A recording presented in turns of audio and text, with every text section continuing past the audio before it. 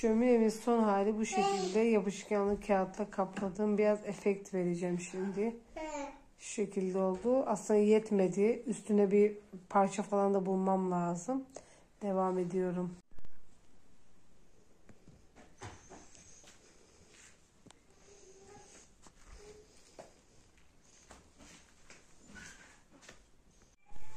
Evet, şöminemizin son hali bu şekilde. Aslında ilk başta video çekmiştim bu arada kartonları dizerken.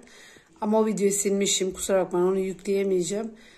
Koli bantlarıyla birbirine iyicene güzelce yapıştırdım. Üstünü de internetten aldığım yapışkan folyo ile kapladım. Kafama göre kestim, biçtim.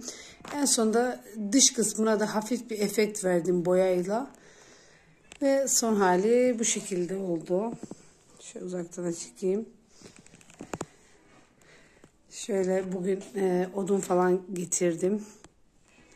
Işıkları yaktık. Böyle.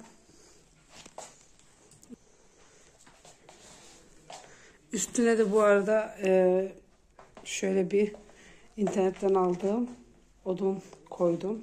Daha şık dursun diye.